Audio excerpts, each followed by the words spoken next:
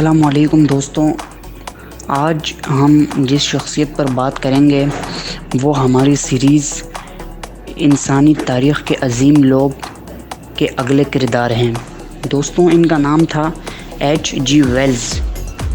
H G Wells کے بارے میں کہا جاتا ہے کہ اگر چھوٹی عمر میں ان کی ٹانگ نہ ٹوٹتی تو یہ ساری زندگی کسی دکان پر کلرک کی ملازمت کرتے رہتے۔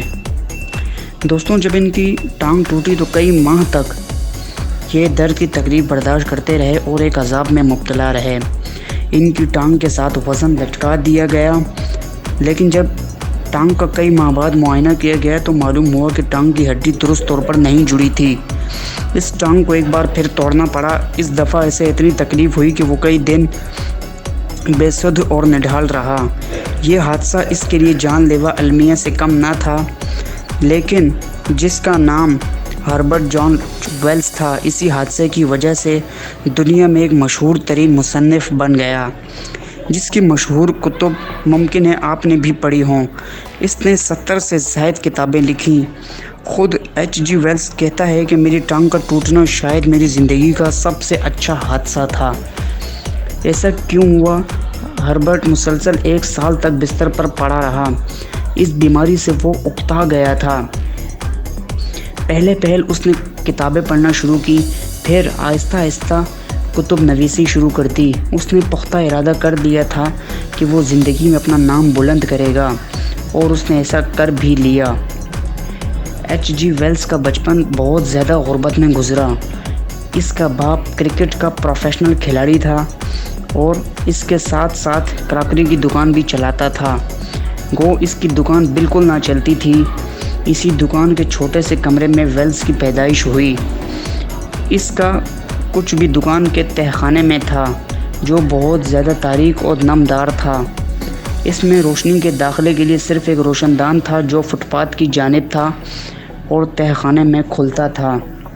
ویلز کہتا ہے کہ مجھے آج تک یاد ہے کہ میں روشن دان کے قریب بیٹھ کر گزرنے والوں کو اور ان کے جوتوں کو دیکھتا رہتا تھا۔ کچھ سالوں بعد اس نے پاؤں کے متعلق ایک کتاب بھی لکھی تھی، جس میں اس نے تفصیل سے بیان کیا تھا کہ وہ کس طرح لوگوں کو ان کے جوتے دیکھ کر پہچان لیا کرتا تھا۔ پھر ایک دن ایسا ہوا کہ ان کی کراکری کی دکان ٹھپ ہو کر رہ گئی۔ گھر کی مالی حالت خراب ہونا شروع ہوئی۔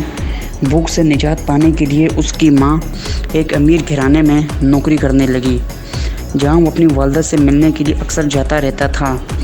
اسی گھر میں اسے اونچے طبقے کی طرز معاشرت کا مشاہدہ کرنے کا موقع ملا۔ جب اس کی اپنی عمر 13 برس ہوئی تو اس نے اپنی روزی خود کمانے کی تگ و دو شروع کی۔ وہ ایک درزی کی دکان پر کام کرنے لگا۔ وہ صبح 5 بجے جاگتا تھا، دکان کی صفائی کرتا، آگ جلاتا اور متواتر 14 گھنٹے روزانہ کام کرتا۔ ایسا کرنا اسے ایک عذاب سے کم نہ لگتا تھا۔ ایک ماہ بعد دکان کے مالک نے کسی بات پر ناراض ہو کر اسے تھپڑ مارا اور نوکری سے نکال دیا۔ اس کی وجہ یہ تھی کہ اس کا لباس بہت گندا ہوتا تھا۔ پھر وہ ایک دوا فروش کی دکان پر کام کرتا رہا، وہاں بھی صرف 1 ماہ تک رہا اور پھر نکال دیا گیا۔ تیسری بار ایک ٹیلر کی دکان پر، یہاں سے اسے کچھ نہ کچھ مل جایا کرتا تھا جس سے اپنی پیٹ کی آگ بجھا لیا کرتا۔ یہاں وہ کچھ عرصے تک جم کر کام کرتا رہا۔ جب اس کے پاس کچھ بچتا تو وہ چھپ چھپ کر ہربرٹ سپینس کی کتابیں پڑھتا، لیکن اس طرح کی ملازمتیں اس کی برداشت سے باہر تھی اور خود بھی ان کو دل سے پسند نہ کرتا تھا۔ ایک دن وہ صبح سویرے خالی پیٹ 15 میل پیدل سفر کر کے اپنی ماں کے پاس پہنچا۔ اس کی حالت غیر ہو رہی تھی۔ وہ اپنی والدہ کو دیکھتے ہی زور کی طرح رویا۔ اس نے قسم اٹھا کر اپنی والدہ سے کہا کہ وہ ایسی نوکری سے مر جانے کو بہتر خیال کرتا ہے۔ اس نے ایک درد بھرا خط اپنے پرانے اسکول کے استاد کو بھی لکھا۔ استاد نے تھوڑے دنوں بعد اسے خط کے ذریعے ملازمت کی پیشکش کی۔ اس جواب نے اس کی زندگی میں انقلاب پیدا کر دیا۔ اسے اسکول کی نوکری مل گئی۔ چند سال بعد اسے فٹ بال کھیلتے ہوئے چوٹ لگی۔ وہ ایسا گرا کہ اس کی نبض ٹوٹنے لگی۔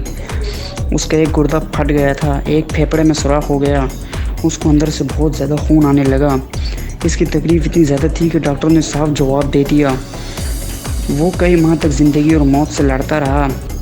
گو کہنے کو تو وہ زندہ بچ گیا، مگر مستقل اپاہج ہو گیا۔ اس نے پورے 12 برس سے اپاہج کی طرح زندگی گزاری۔ ان 12 برسوں میں وہ کتابیں لکھتا رہا۔ اس کے کام نے اسے مہذب دنیا میں مشہور کر دیا۔ 12 برسوں میں سے 5 برس تک اس نے بہت زیادہ لکھا۔ جب اس نے تمام چیزیں ایک ناشر کے پاس اشاعت کے لیے بھیجی تو اس نے ویلز کو مشورہ دیا کہ ان سب کو جلا ڈالو اور نئے سرے سے لکھو۔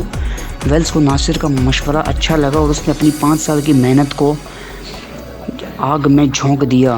اپاہج ہونے کی وجہ سے اسے ایک اسکول میں استاد کی نوکری مل گئی۔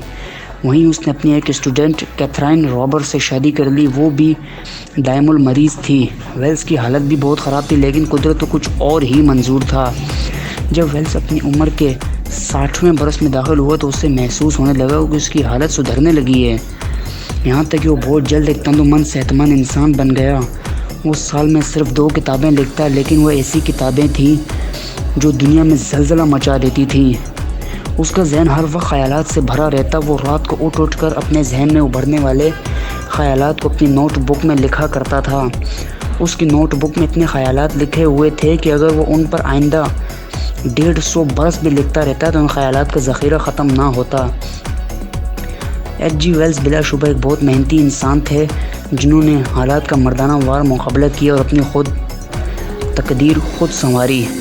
سچ یہ کہ اگر ارادے مضبوط ہو تو کوئی بھی رکاوٹ راستہ نہیں روک سکتی۔